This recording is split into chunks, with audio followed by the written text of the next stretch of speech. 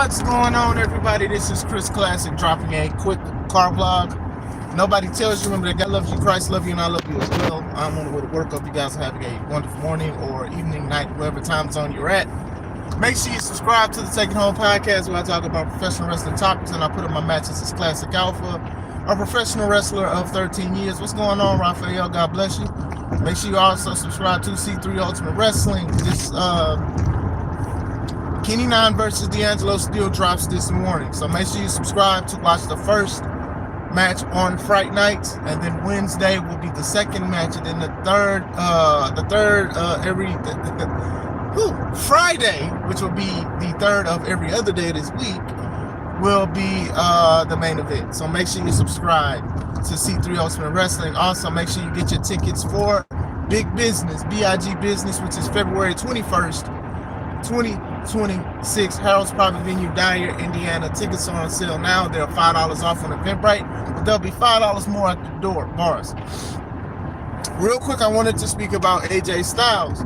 We know that John Cena this is his last year. He's leaving in 2 months. About exactly 2 months. December 13th is his last match.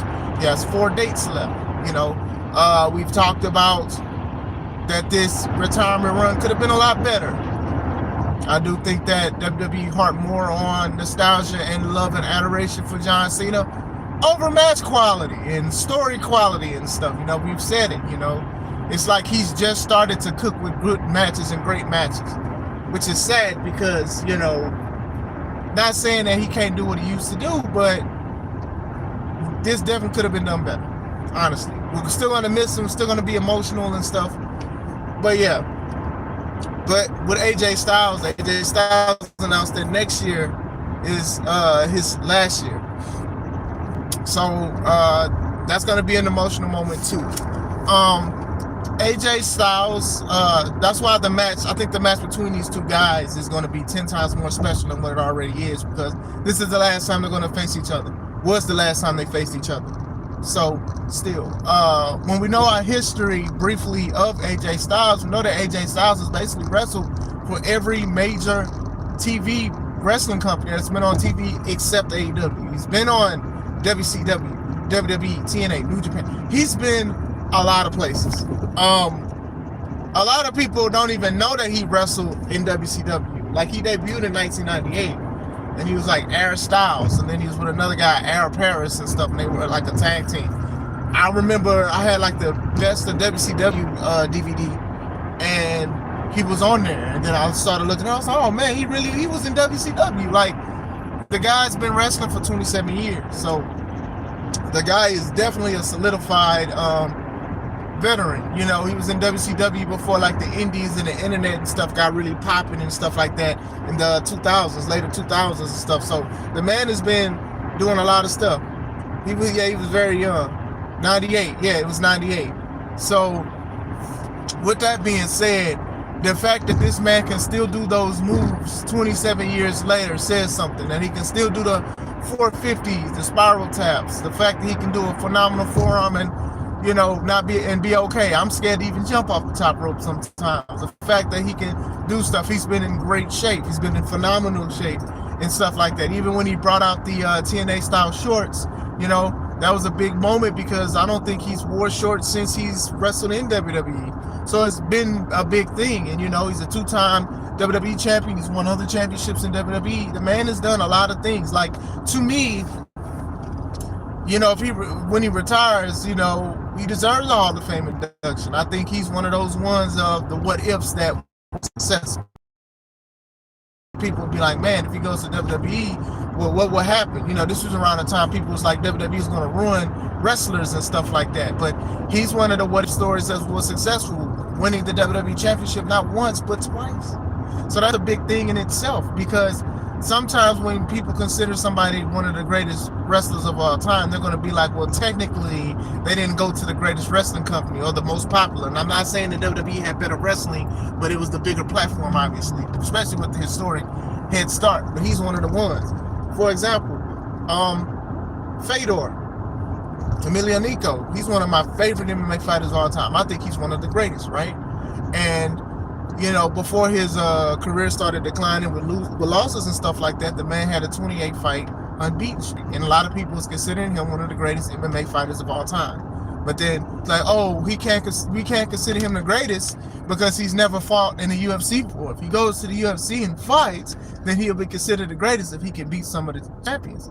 Thing is, Fedor beat like six champions outside of the UFC, somewhere in there. Most of them was in their prime. He's beaten Tim Silver. He's beaten Randleman. He's beaten Rampage. He's beaten former champions. Andre was like one of the closest ones to almost knock him out, but he got him. He clipped him. I mean, you know, the Henderson and the Wordham loss, I mean, yeah, that was sad, but still, he's beaten former champions. But when people say, despite the fact that they were former UFC champions, they'll be like, oh, well, it's not in UFC, so that's what that means. Nobody can say that in a version of AJ Styles match. I think it was for a short thing. Yeah, it wasn't for a long time. It was for a short time. I know he spoke about he was using the shooting star press back then, and then Billy Kidman would be like, hey, that's my move, you can't use it. So then that's how he invented the spiral tap. So yeah, it was definitely for a short time. What's going on, guys?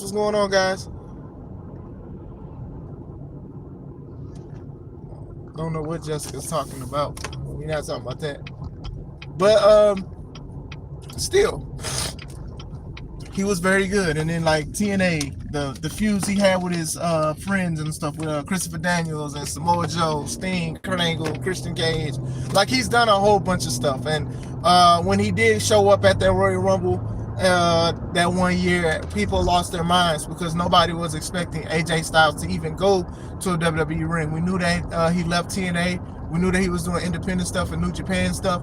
It was always rumors, but still. And then a lot of people was happy because a lot of people wanted him to go against John Cena. John Cena was the face of WWE, and AJ Styles was the face of TNA. We waited a few years for it to happen, but it finally happened. And honestly, all their matches were pretty good. I don't think they've had a bad match. I think that the dream match stipulation was fulfilled. You know, these were two guys, and this is what I loved about it, was that these two guys, they didn't wrestle a similar style. Usually dream match, not all the time, but sometimes dream matches are when people are looking the same, they wrestle the same, or they have the same character. For example, before Goldberg and Brock Lesnar locked up at WrestleMania 20, at one point there was a dream match for a lot of people because of how Brock was going through people and how Goldberg was going through people in WCW and stuff like that.